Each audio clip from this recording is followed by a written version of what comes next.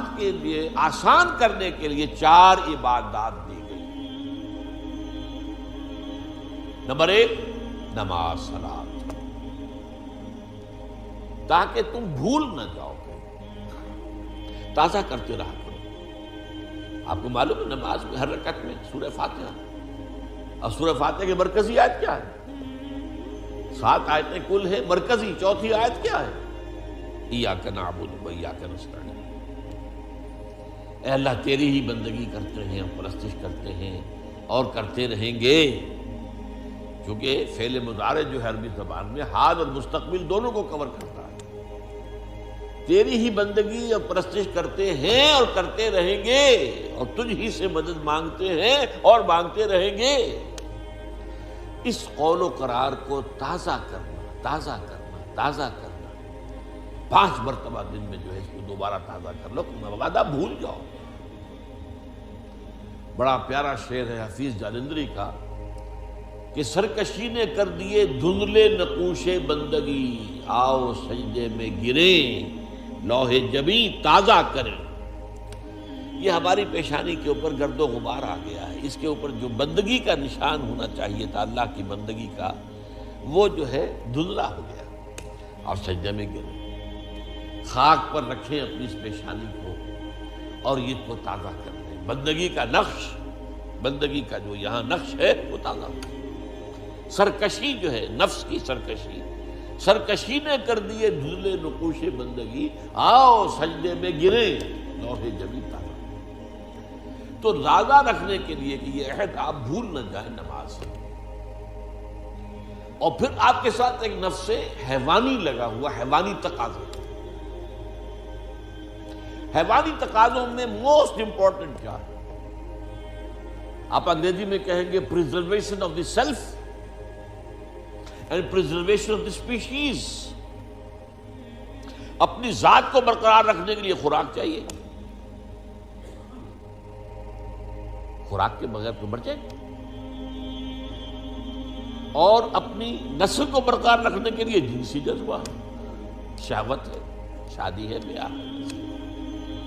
یہ 2 ہیں موسٹ پورٹنٹ محرکات جو ہیں، motives, most important motives, animal instincts, preservation of the self and preservation of the species۔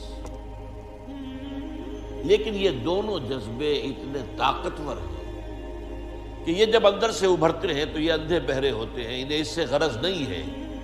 بھوک لگی ہے، پیٹ میں ڈالو کچھ، اس سے پیٹ کو کوئی بحث نہیں کہ حلال ہے یا حرام۔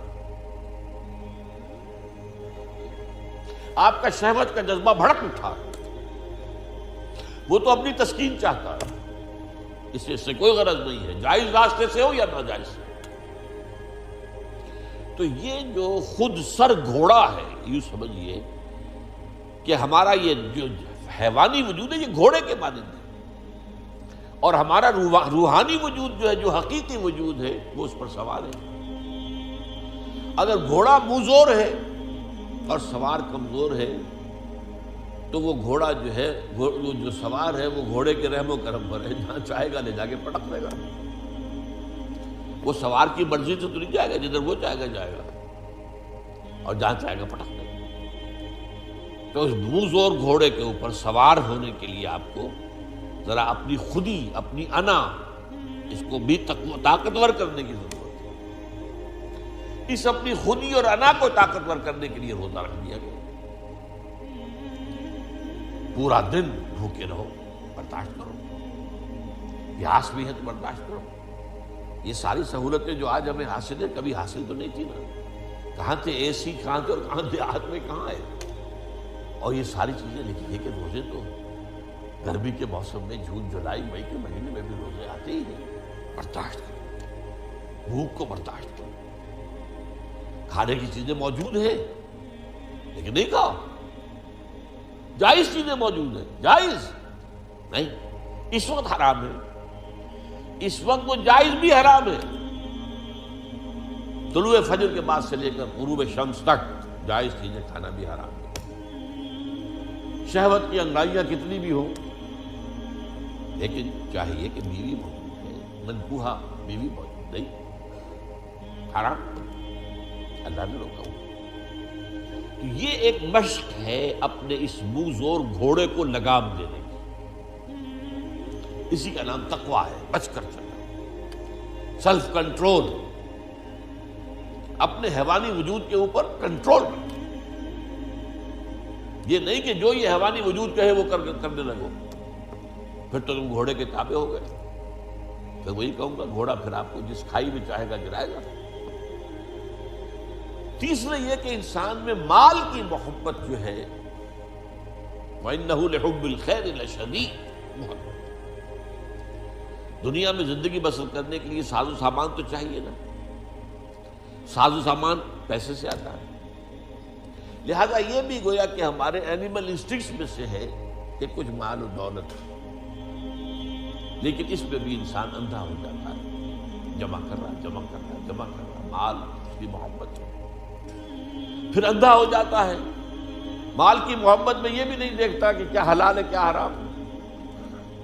مال آنا چاہیے چاہے حرام سے آئے، اس کو روکنے کے لیے زکوٰۃ دو، خرچ کرو، دینے کی عادت ڈالو، دو، اللہ کی راہ میں دو، اتنا تو کم سے کم دینا ہی ہے، ہر حال دینا ہے، اس سے بھی زیادہ اور دو۔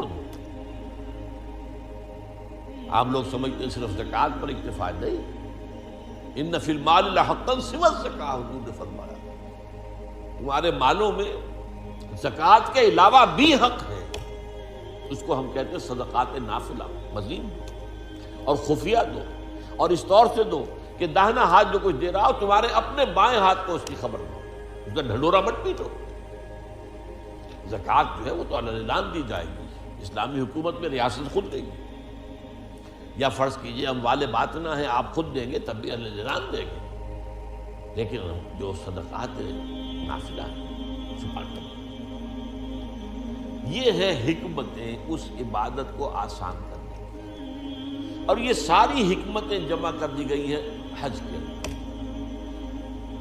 حج میں ذکر بھی ہے اللہ کا، تلبیہ بھی ہے، شاعر اللہ کو دیکھنا ہے۔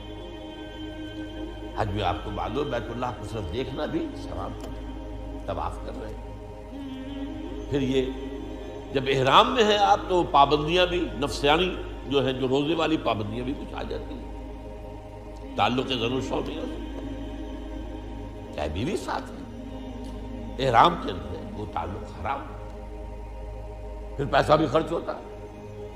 تو تینوں حکمتیں وہ جامع ترین جو ہے سمجھیے کہ عبادت ہے،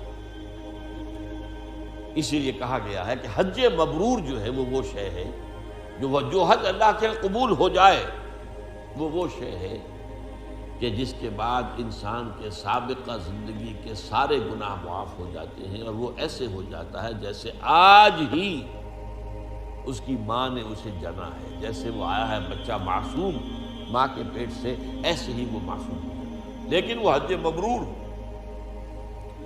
حلال کی کمائی سے حج کیا گیا، حرام سے نہیں۔ اور وہاں حج میں وہ ساری پابندیاں جو ہے بڑی عمدگی کے ساتھ، اعلیٰ اسلوب کے ساتھ نباہی گئی، ولا رفث ولا فسوق ولا جدال فی الحج۔ اب یہ ہے اصل میں جو دو لفظوں کا فرق میں نے واضح کرنے کے لیے اتنی لمبی بات کی ہے، عبادت اور عبادات۔ لفظی طور پر تو عبادت کی جمع عبادات، نماز بھی عبادت، روزہ بھی عبادت، حج بھی عبادت، زکوٰۃ بھی عبادت، یہ سب عبادات۔ اصل عبادت کیا ہے؟ ہمہ تنگ، ہمہ وقت، ہمہ جہد اللہ کی اطاعت، اس کی انتہائی محبت کے جذبے سے سرشار۔ تو عمارت یہ ہے، بنی الاسلام علی خمس، اس عمارت کی بنیاد ان 5 چیزوں پر ہے۔ یہ 5 چیزیں جو ہیں یہ در حقیقت کوئی عمارت نہیں ہے، جو میں نے شروع میں بات آپ سے عرض کی تھی کہ اس حدیث کے اندر جو کانٹے کا لفظ ہے، جو اہم ترین ہے بنیا، عمارت جو ہے وہ بنیاد کے اوپر اٹھائی گئی، عمارت اور ہے بنیاد اور ہے۔ ان کو ایک سمجھ لینا خلط مبحث ہے، یہی ہماری غلط فہمیوں کا، مغالطوں کا، گمراہیوں کا سبب بن گیا۔ ہم نے سمجھ لیا بس دین نام ان چیزوں کا، دین تو نام ہے بھائی اللہ کی پوری ہمہ تن ہمہ وقت ہمہ خدمت